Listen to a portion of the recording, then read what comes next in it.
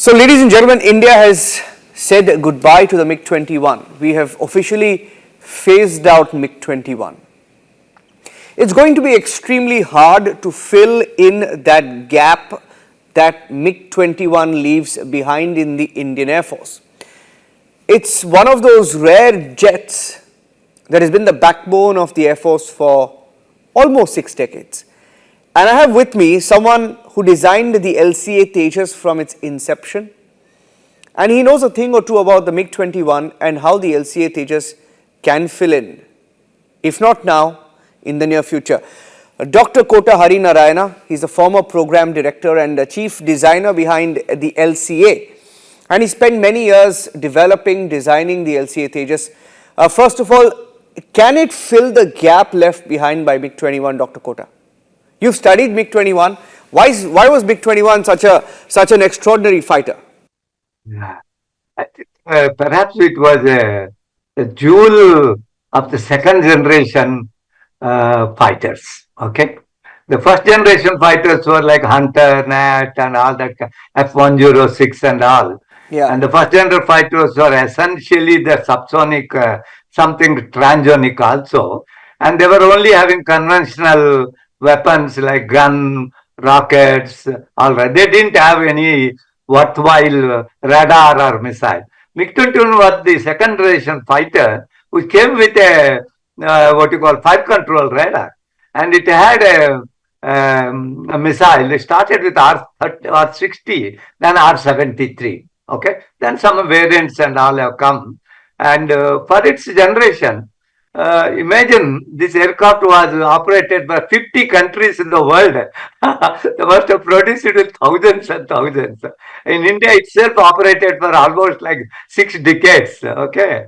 And maybe I'm one of the very few people from a design community who studied that aircraft like back of my palm. Okay. We are the only people in the whole world who modified the MiG-21, not external, including its aerodynamic structure, systems, everything. And we flew that aircraft. So I know it is a beautiful aircraft, but 6 decades is a long period, and time to close the chapter. And there can't be a better aircraft than LCA. The MiG-21 was one of the smallest supersonic fighters of that generation. Okay, and LCA today is perhaps the smallest lightweight fighter in the whole world. But with punch, which is order of magnitude to the higher. It has higher weapon load, better radar, better EW system, and low radar cross section. You name it, it is far, far, far better. Okay, no doubt. Indian Air Force awarded now. As of now, they awarded 220 aircraft, fighters, trainers, and all put together. It is a good order. It should be adequate for India, for HAL to produce in numbers. Okay, there can't be a more worthy successor than LCA to MiG-21 aircraft. That much I can tell you. So I want to ask you now, when you look at the LCA Tejas, looking at India's requirement, strategic requirement now, of course there was a requirement, that's why we started developing LCA Tejas. And the last time I spoke to you, we went into detail about what delayed the LCA, right? The powers within, the external powers, right? I will not get into the controversy again, but I want to ask you now, there is a problem of the engine, right? Every time US agrees to give us 2 engines, 3 engines, 4 engines, we make it a headline. But that tells you how critical the need for the engines is. Can HAL fill in the demand in time? You work with the HAL. It's the engine, but today the LCA, they have 3 lines of production. Okay, 1 at Nasik and 2 at Bangalore. And they also now strengthen their link with the private industry. For example, the L&T produces the tank, the wing at Coimbatore. They were beautiful. I don't know whether any time when if you or your colleagues have gone to Coimbatore L&T facility, Not it's a yet, sir. beautiful facility. You should visit. They make the LCA wings there. Okay.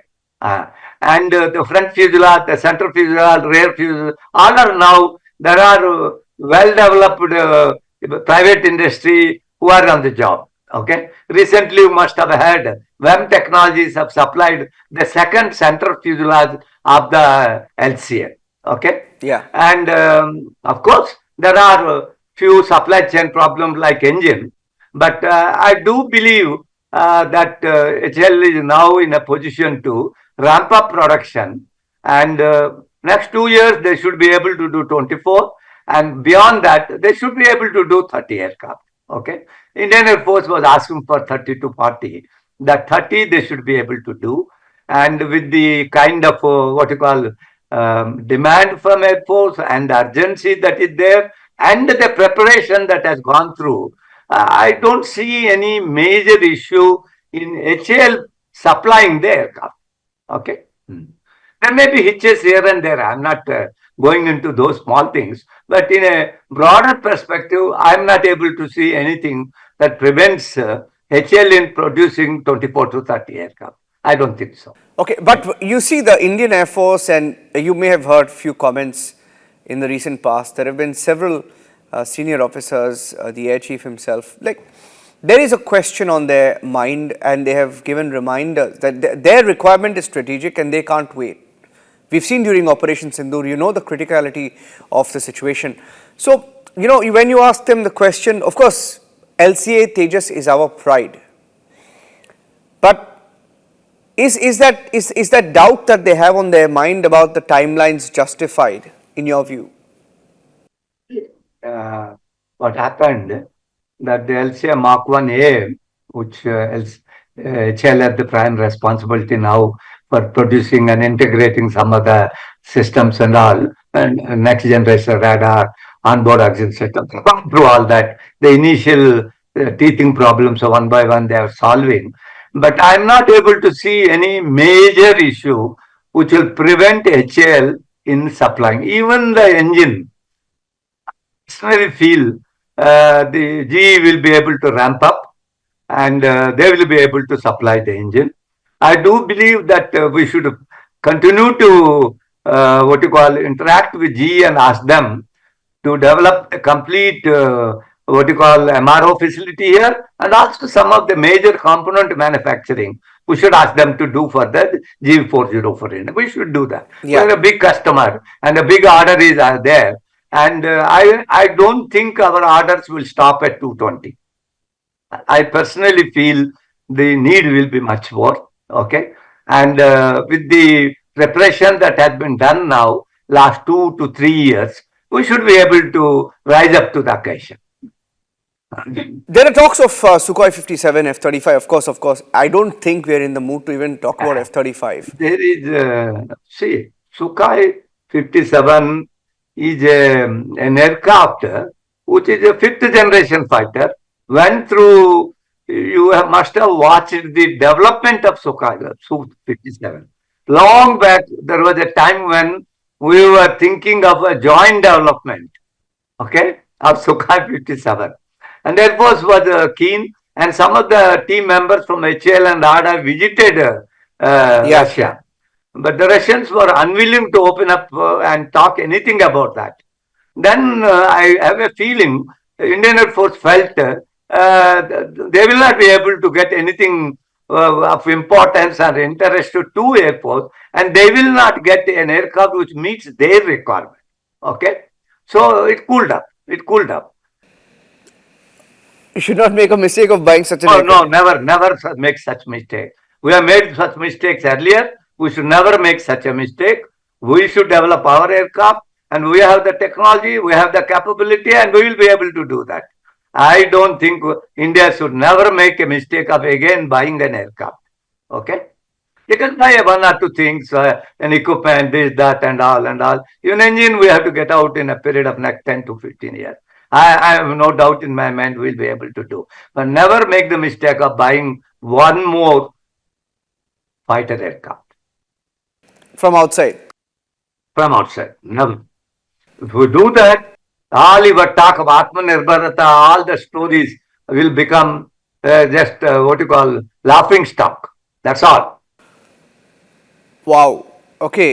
The reason I ask you that question is because, you know, there are a lot of reports being plugged saying we are, as a country, going to manufacture Sukhoi 57 with Russia as part of a made in India drive, enhancing indigenous defense capabilities. And I'm seeing this that has been produced, this article is out, by the way, in the Organizer, which is the RSS mouthpiece. Mouthpiece. They have I said think. Bharat to manufacture Sukhoi 57 with Russia as part of Made in India drive. Well, let me ask you this question. You have been watching. We manufactured MiG-21 FL aircraft. We manufactured MiG-21 M aircraft. We manufactured MiG-21 BIS aircraft. We manufactured Sukhoi 30 aircraft. We manufactured Jaguar aircraft. Have you got anything out of that? Nothing. They are licensed production. And licensed production will never make you a what you call an operationally capable air force or a country which can what you call deliver the kind of what you call decisive power, air power that you look for. Every small change you want to do on that aircraft, it will be a big effort. I'm sure you are hearing it from your childhood. I would say I've been hearing it from my last 20 years. Okay. So what do you get out of that? Just don't waste our time in those kind of things. Ramp up our capability.